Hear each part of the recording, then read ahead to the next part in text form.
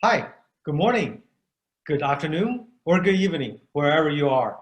Thanks for coming to my SDC talk. Let's get started.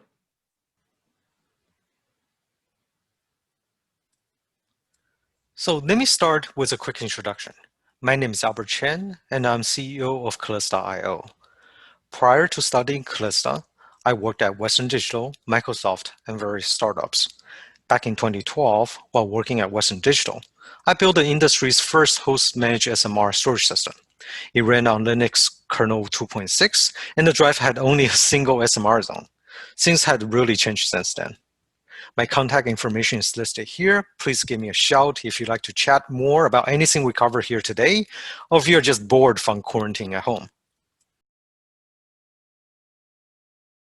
Here's a quick preview of what we will cover here today.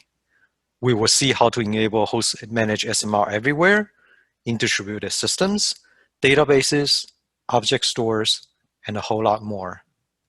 All without application changes or worrying about kernel version and dependencies. And we will see how by making a fundamental design decision to be device-friendly, we can enable consistent and predictable performance at scale. But first, let's go over the agenda.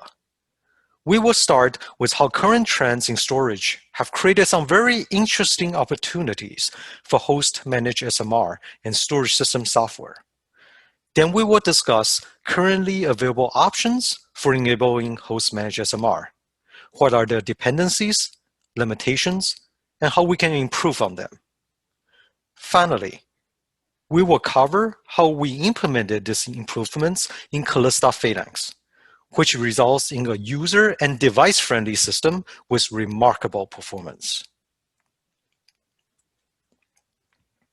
So let's start with trends. The first and most obvious trend is that there is an explosive growth of digital data. This means we need cost-effective storage. Dollar per gigabyte must go down so we can store all the cat videos and memes that we create. However, this puts pressure on device makers to continuously coming up with larger, faster, and cheaper devices, which leads to increasingly complex architectures and usage models for new devices. For example, sequential write-only disks that trades off random write capability for higher capacity. However, the amount of I/Os hard drives can process per second have remained relatively constant as device sizes have increased. This results in a steady decrease in the amount of performance we can expect for a given amount of capacity, which leads to a problem of stranded capacity, as latency-sensitive workloads cannot fully utilize available capacity. If you are interested to learn more about this, I recommend Tim Walker's talk on multi-actuator drives in the storage architecture track. Taking a look at a more economic side of things, the average price for hard drives have remained relatively constant, despite the steady increase in unit capacity, which is actually good for storage consumers, but leaves limited margin for vendor innovation. However, all that being said, hard drives are still the best bang for the buck storage all around. Meanwhile, on the system side, the pursuit for cost efficiency and agility is pushing our IT infrastructures to be more dynamic and to operate with higher and higher tendency and commoditization. This leads to architectures and usage models that are unfriendly to storage devices, which causes performance and scalability issues. One example is the I/O blender effect, where virtualization transforms device-friendly large sequential read and writes into small, randomized, conflicting I/Os. And the fallout from this device and friendly behaviors can be noticeable on a single system, but extremely impactful at scale. For example, small random I/Os caused by the blender effect can dramatically increase the tail latency on the affected drives, which means we will experience an increase in variance on the amount of time it takes for a command to complete. While this behavior may be tolerable when our system is small and simple, component-level variabilities are amplified as our system increases in size and complexity. This is an issue that particularly affects interactive or latency-sensitive applications at scale.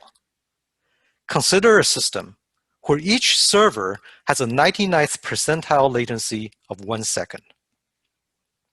This means we can expect one request out of 100 handled by the server to be slow, 1 second or more. This doesn't sound too bad, does it? However, things escalate quickly if the system increases in complexity and size. If each user request is dispatched to 100 such servers in parallel, then approximately 63% of requests will take more than 1 second. For the mathematical curious, the 63% comes from 1 minus 0.99 to 100th power. And for some real-life impact, there are often repeated numbers that for every 100 milliseconds of latency, it costs Amazon approximately 1% in sales. And an extra half second of response time costs Google 20% in traffic. Finally, let's take a look at economics again. Most system bottlenecks can be alleviated by throwing more money at it. Add more hardware. In fact, sometimes it may be the more preferable solution. However, eventually, we will hit a point of diminishing and even negative returns. At that point, we will require a more fundamental change in investment to scale. Of course, we should always consider the cost to deploy new technologies. The benefit must outweigh the cost of adoption. In other words, the storage solutions that we implement should minimize any disruption and friction to the user. Okay, so all these brings us to this point. Storage systems and devices are becoming increasingly incompatible with each other, and this is causing performance and scalability issues. In this talk, we will introduce Kalista Phalanx, a device-friendly storage system designed and optimized for software-defined environments and next-generation storage devices. We will see how it can help address this growing divide between devices and systems. But first, let's go over the current available solutions. SMR is a magnetic recording technology for increasing storage capacity. Host-managed SMR drives write data sequentially to the platter and overlaps new tracks on parts of previously written tracks. This results in higher track density to enable higher capacity points. Latency is also reduced when the host takes control of device state and data placement, enabling it to reduce tail latency, increase throughput, and manage performance at scale. However, host-managed SMR drives have a more restrictive usage model compared to conventional disks. They require hosts to write sequentially, align IOs to device zone boundaries, and actively manage zone states. In addition, host system software and hardware must be able to recognize and support the newly defined host-managed SMR device type and zone management commands. Consequently, users must make additional investment in their storage stack. Depending on configuration, users may need to update host bus adapter firmware, upgrade kernel version, modify existing applications, and/or install additional kernel modules. Let's take a more in-depth look at this in the next slide. There's a saying in computer science that any problem can be solved by adding a layer of indirection, except for the problem of having too many layers of indirection. Host-managed SMR enablement is no different. The boxes with the red text indicate where host-managed SMR enablement could be implemented in the software stack. We could implement it in a file system, block device driver, or even inside an application. Each has its own set of trade-offs. In general, higher layers will have access to more semantic and system-level information for optimization. This could lead to better performance and more room for innovation. For example, an application will have more knowledge about the importance and intent of an I/O than a block device driver. For each of the indirection layers we introduced in the previous slide, there are multiple implementations available. Here are some of them. SCSI pass-through. The Linux SCSI generic driver allows applications to send SCSI commands to a device using the Alto interface. Applications can use this interface to directly read, write, and manage host-managed SMR devices. libzbc. libzbc is a user space library that provides functions for managing host-managed SMR devices.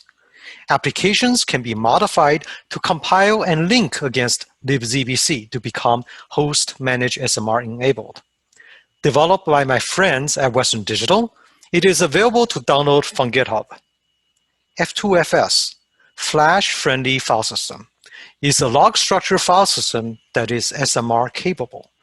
With Linux kernel 4.10, F2FS can work with host-managed SMR devices when configured with the right alignment and mode parameters.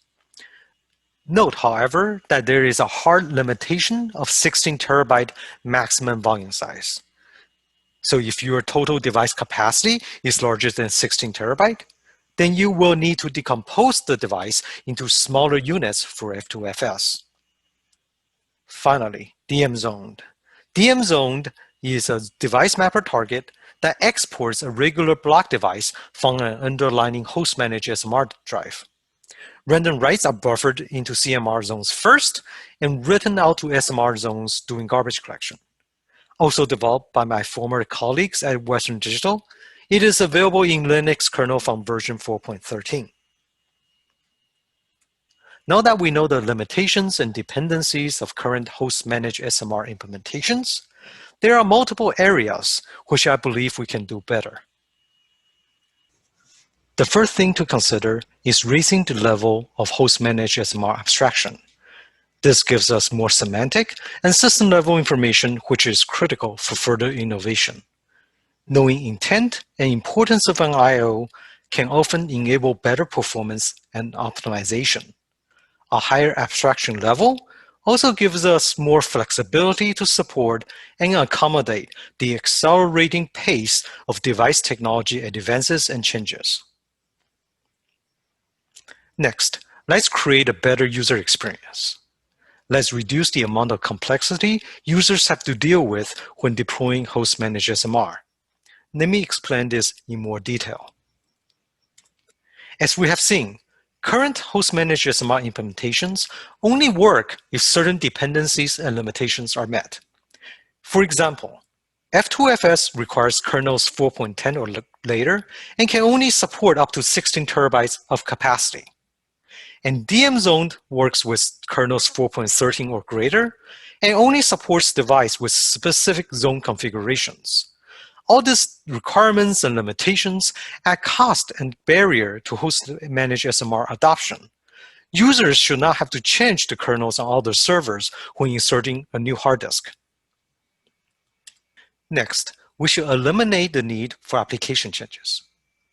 Applications already use well-defined interfaces, such as POSIX API for file access, REST APIs for object access, for example, S3, and SCSI for block access. We should leverage these instead of asking users to modify and recompile their applications when using host-managed SMR. In addition, our storage solutions must be capable of working with all device types, so we don't create silos of storage capacity which are inefficient and inflexible. We should be able to mix and match conventional with zone devices when allocating storage. When I first started working on host-managed SMR at Western Digital back in 2012, There were a lot of debate on how we should treat host-managed SMR devices. A number of people feel that we should break host-managed SMR away from existing block device access models, as they differ from existing drives in usage model and behavior. This makes sense, as we want users to knowingly opt into these new drives that expects unconventional access patterns and active host site management. However, this means introducing a new unsupported device type and breaking existing access assumptions.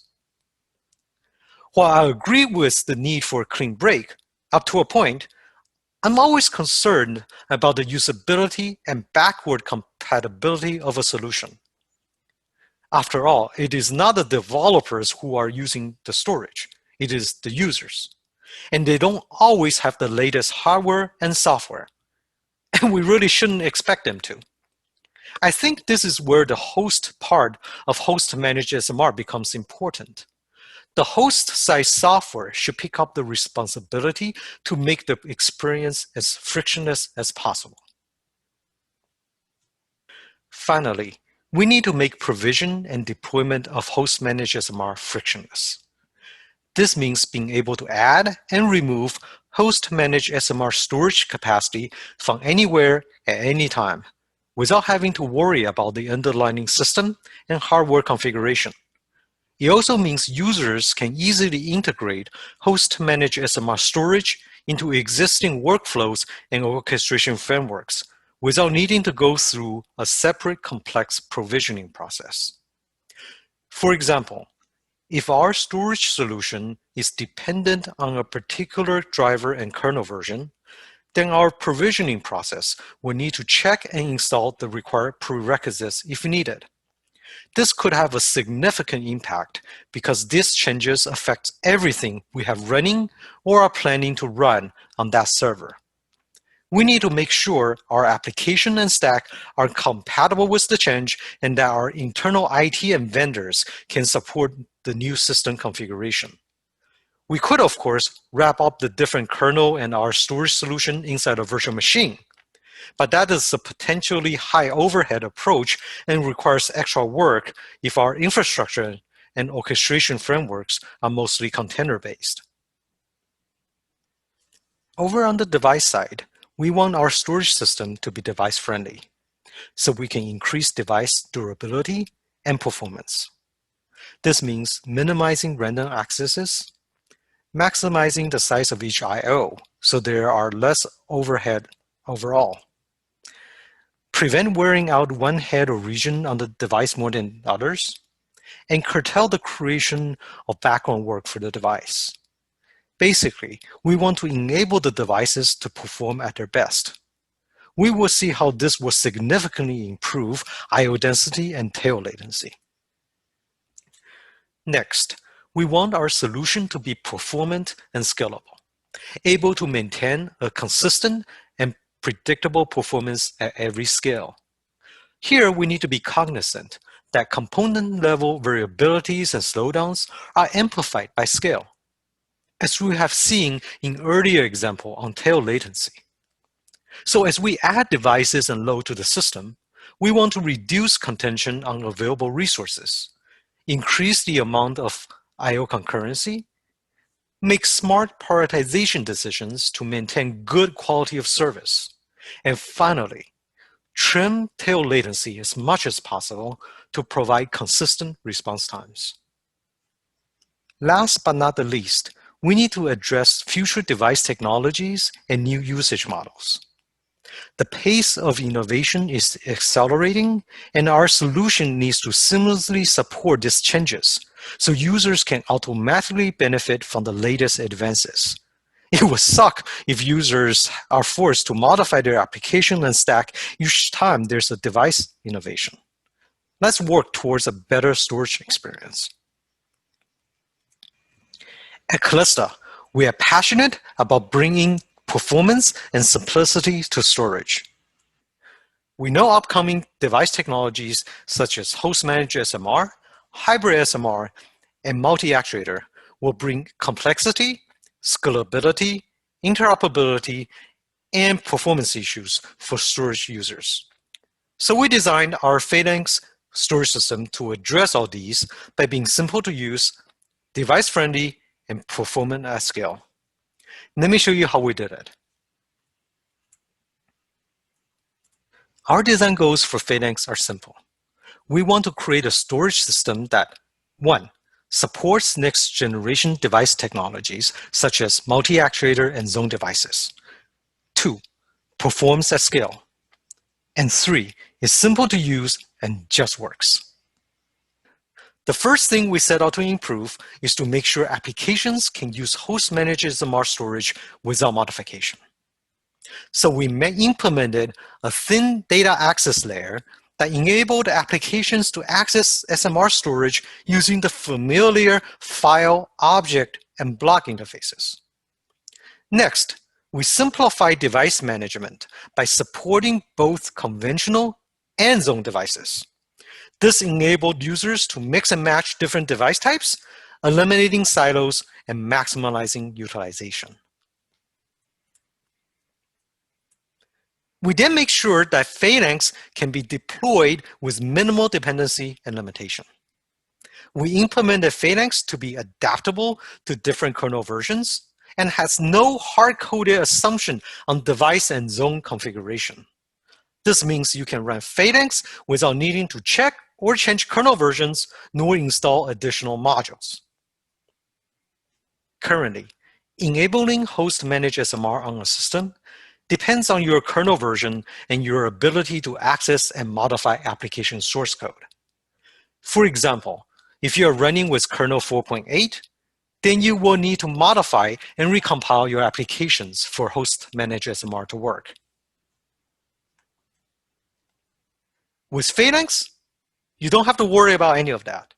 There are no dependencies to check, no applications to modify, and no additional kernel modules to install.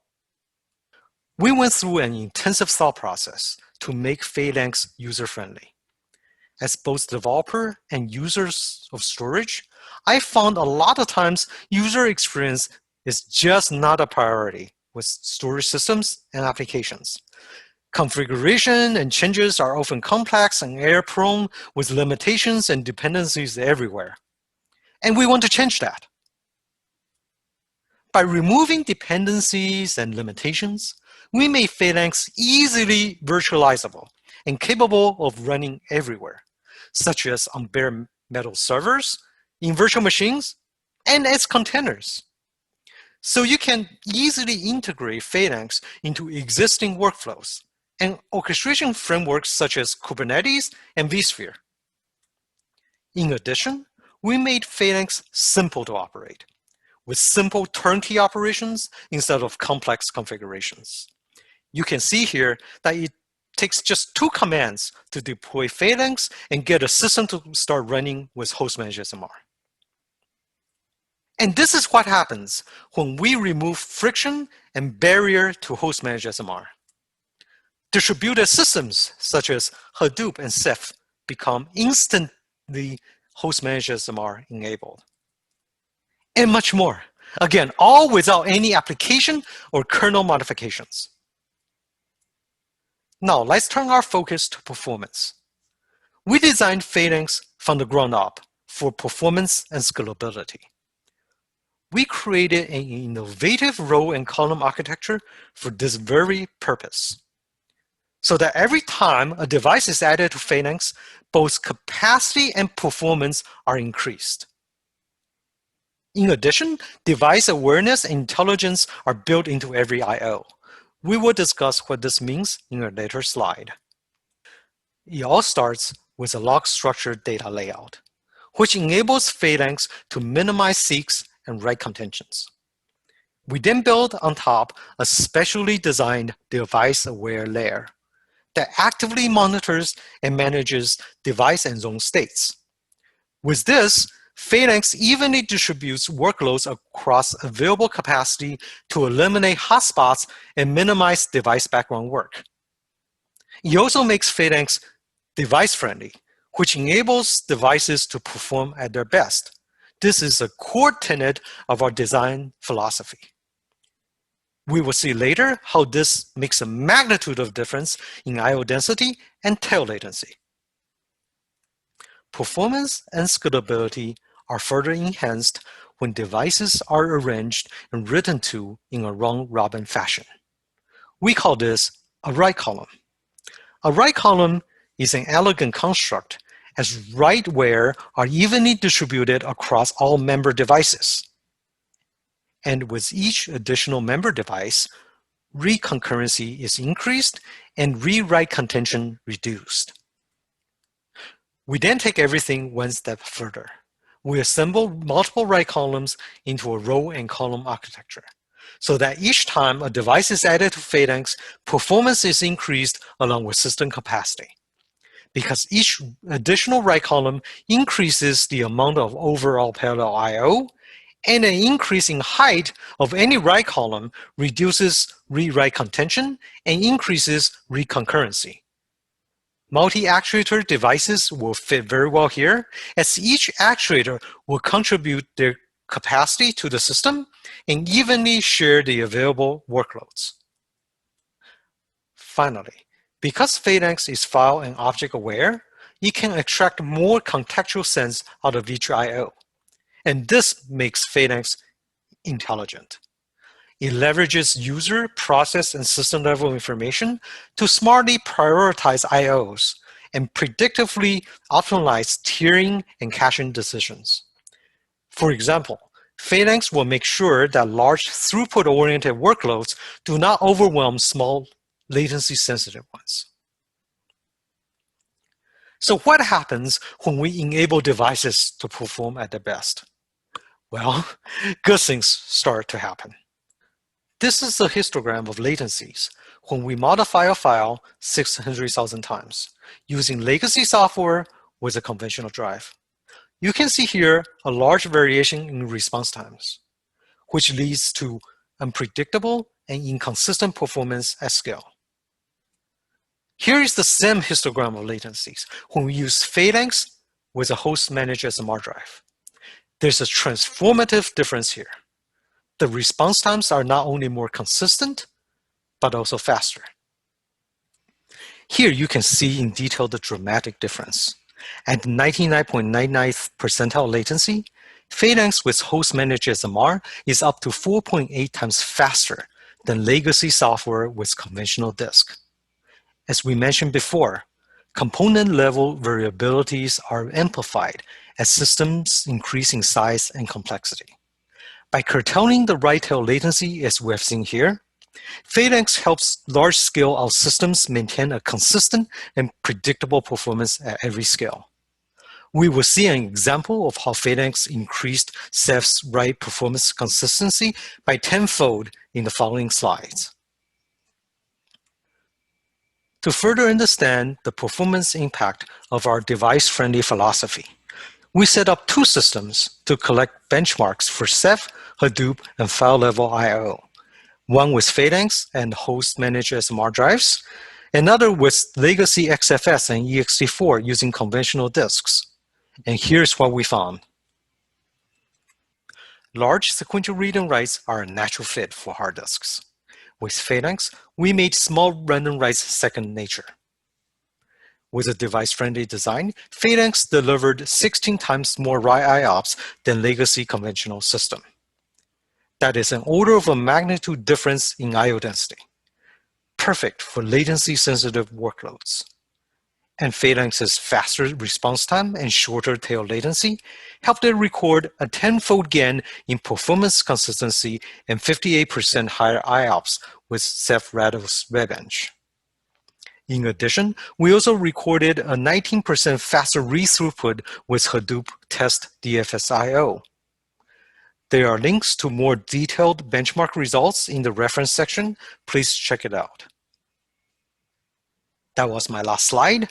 Again, thanks for coming to my SDC talk. I'll leave you with a short demo video of Phalanx.